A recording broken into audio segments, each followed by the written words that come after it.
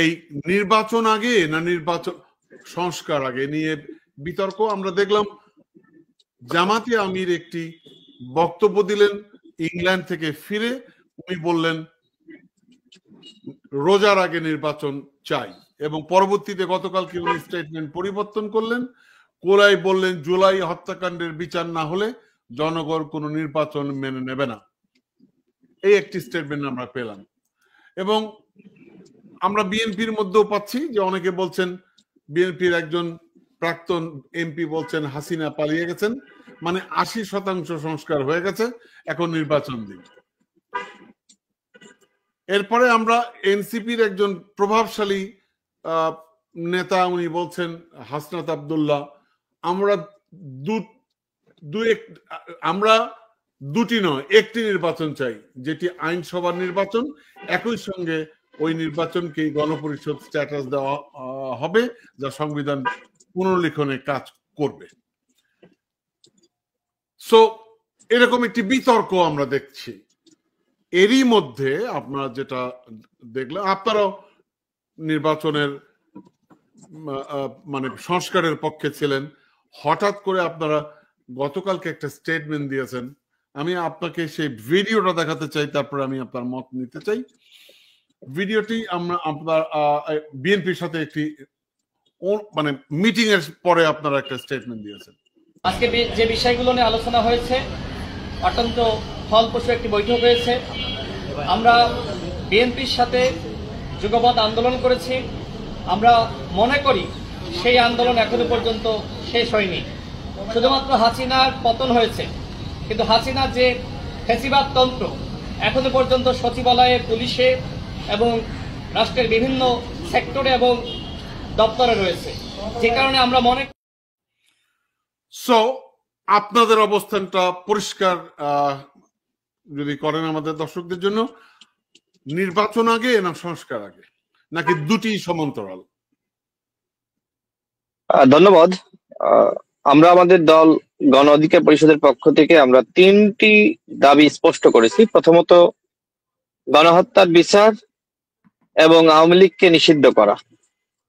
2 নম্বর হলো ঐক্যমতের ভিত্তিতে রাষ্ট্র সংস্কার এবং সেই সংস্কারের একটি জাতীয় সনদ তৈরি করা, এবং সেই জাতীয় সনদের ভিত্তিতে প্রধান উপদেষ্টা ঘোষিত ডিসেম্বরের মধ্যে একটি অবাধ, সুষ্ঠু, নিরপেক্ষ নির্বাচনের আয়োজন করা। যেহেতু প্রধান উপদেষ্টা তিনি 2টা সম্ভাব্য তারিখ ঘোষণা করেছেন, তার একটি হলো ডিসেম্বর এবং আরেকটি হলো জুন। সরকারের পক্ষ থেকে একবার মার্চের কথাও বলা হয়েছিল। তবে আমরা যে ধরনের পরিস্থিতি দেখছি বা সরকারের যে উপদেষ্টা পরিষদের ভূমিকা, এখনো পর্যন্ত শুধুমাত্র ডক্টর মোহাম্মদ ইউনূসের যে আন্তর্জাতিক গ্রহণযোগ্যতা, তার যে আন্তর্জাতিক ইমেজ, তার যে ক্যাপাসিটি, শুধুমাত্র সেটির উপরেই বাংলাদেশ এখনো পর্যন্ত টিকে রয়েছে। আপনি জানেন যে একটি ক্রিকেট দল বা একটি টিম, সেই টিমের সবাই যদি ভালো না খেলে তাহলে কিন্তু ম্যাচ জেতা যায় না। হয়তো একজন ব্যক্তি ভালো খেললে তিনি ম্যান অব দ্য ম্যাচ হতে পারেন। ঠিক একইভাবে এই অন্তর্বর্তীকালীন সরকারের মাননীয় প্রধান উপদেষ্টা, তিনি এই উপদেষ্টা পরিষদের একজন গ্রহণযোগ্য ব্যক্তিত্ব, এবং তিনি সেই ওই ক্রিকেট খেলার মতন তিনি ম্যান অব দ্য ম্যাচ।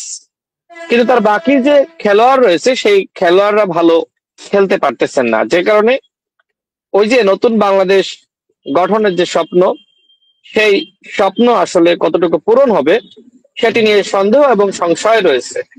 আমরা এই কারণে যেটি বলছি, নির্বাচন নিয়ে যদি একটি অনিশ্চয়তা তৈরি হয়, একটি ধোঁয়াশা তৈরি হয়, সেক্ষেত্রে নানান ধরনের চক্রান্ত শুরু হতে পারে, নানান ধরনের সমস্যা, সংকট সৃষ্টি হতে পারে। যে কারণে আমরা মনে করি প্রধান উপদেষ্টা যেহেতু 2টি তারিখ ঘোষণা করেছেন, তার মধ্যে ডিসেম্বর, সেই ডিসেম্বরের মধ্যে ইলেকশন হলে সে ধরনের ধোঁয়াশা কেটে যাবে এবং নতুন বাংলাদেশ গঠনে আগামীতে যে সরকারি যে দলই ক্ষমতা আসুক না কেন, তিনি সেই জাতীয় সনদের ভিত্তিতে, যে সনদে প্রত্যেকটা দলের স্বাক্ষর থাকবে, এবং যে দলই ক্ষমতায় আসুক না কেন তিনি যদি ওই সনদ বাস্তবায়ন না করেন, ওই সনদের বিপরীত কিছু করেন, তাহলে তার ক্ষমতা অবৈধ বলে বিবেচিত হবে। সেই জায়গায় আমরা আমাদের দলের পক্ষ থেকে এই কথাগুলো আমরা ইতিমধ্যে আমরা পেশ করেছি।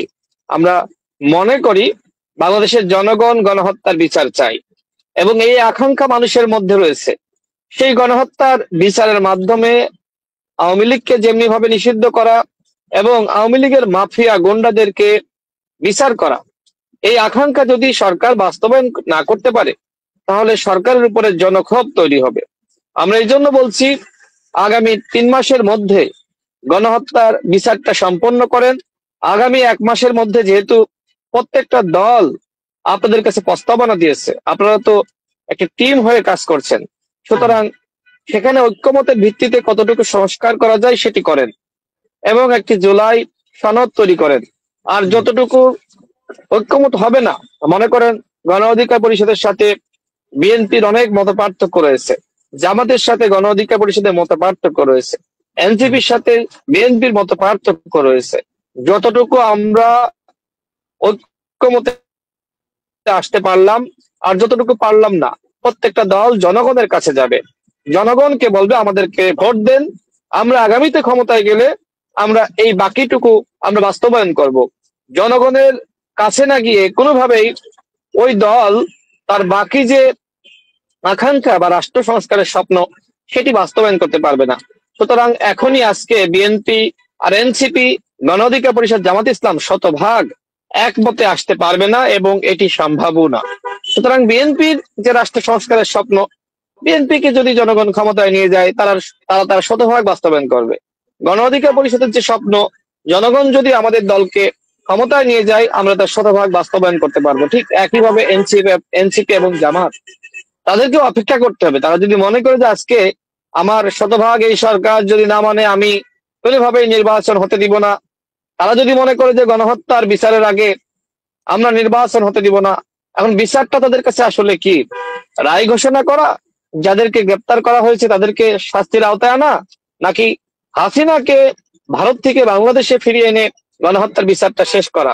দেখেন, হাসিনাকে কোনোভাবেই ভারত ফিরিয়ে দিবে না।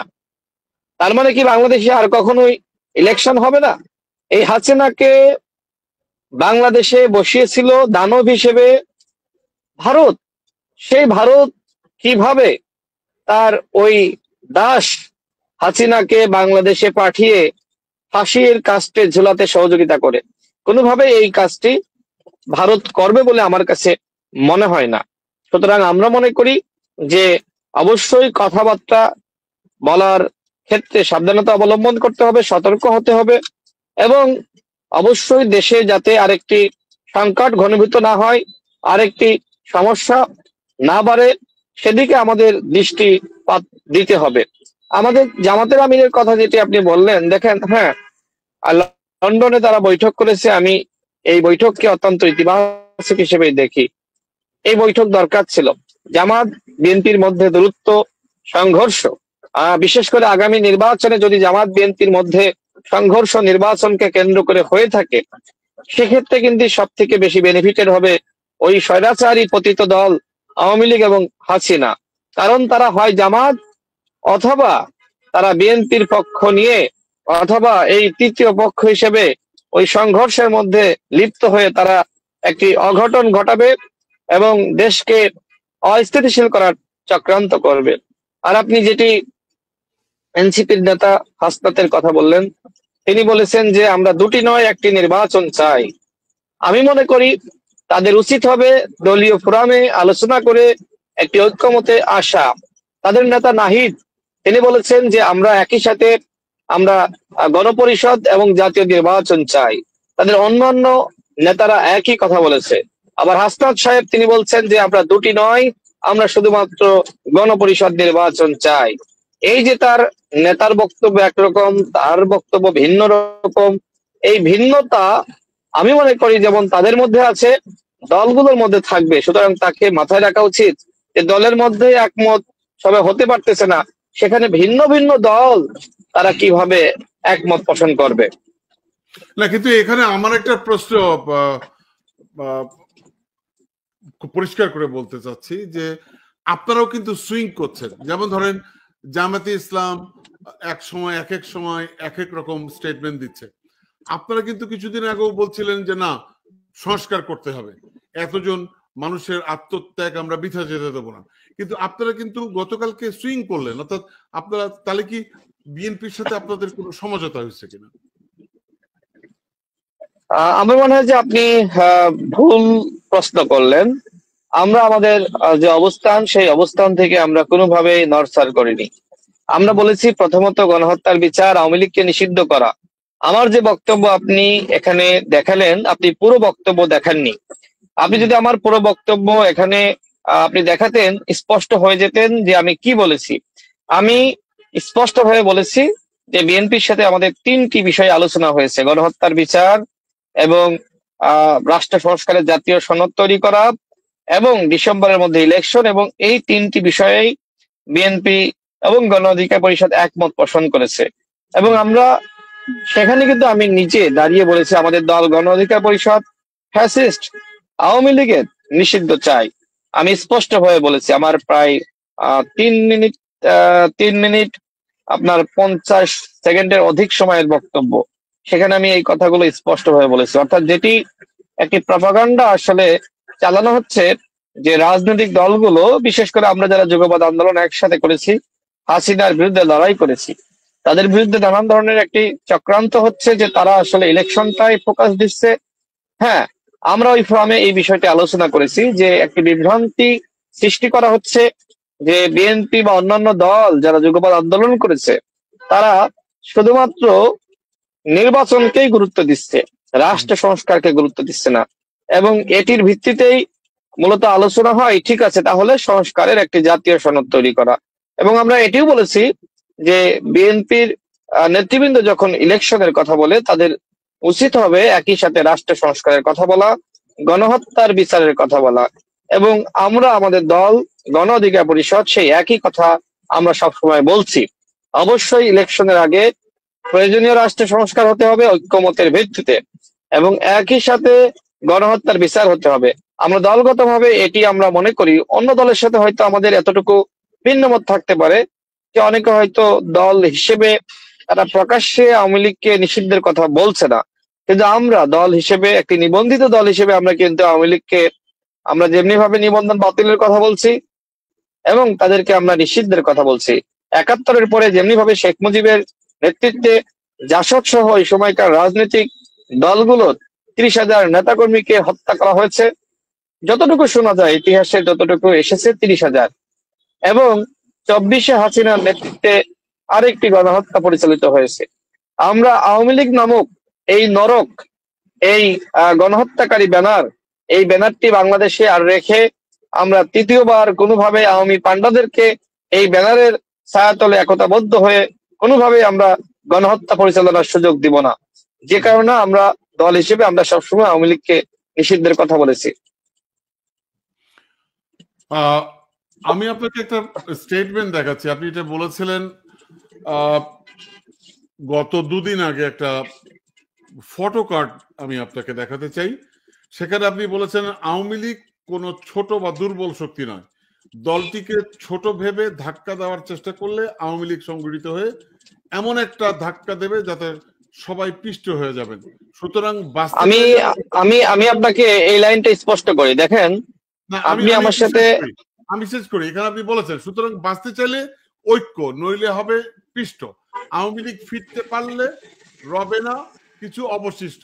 তো এখানে আওয়ামী লীগ থেকে এটি একটি পেজ থেকে এটিকে ইয়ে করা হয়েছে এবং ওনারা লিখছে এখন তো আওয়ামী লীগ 2% নেতা কর্মী মিছিল করে নাই, এখনই এত ভয় পেয়ে গেলে চলবে?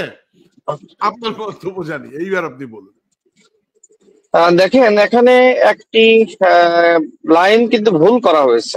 আপনি আমার সাথে ফেসবুকে অ্যাড আছেন, আপনি সেটি দেখে নিতে পারেন। না, আমি আমি আমি শেষ করি, আমাকে এইটা দেখা লাগবে না।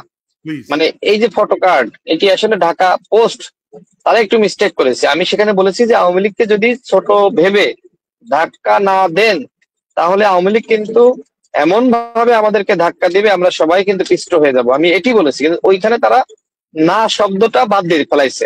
তারা বলছে আওয়ামী লীগকে ধাক্কা দেওয়ার প্রয়োজন নাই, এরকম বুঝাইছে আর কি। বাকি আবার নিচের কথাগুলো যদি আপনি পড়েন তাহলে বোঝা যায় যে একটি অসামঞ্জস্যতা সেখানে আসলে রয়েছে।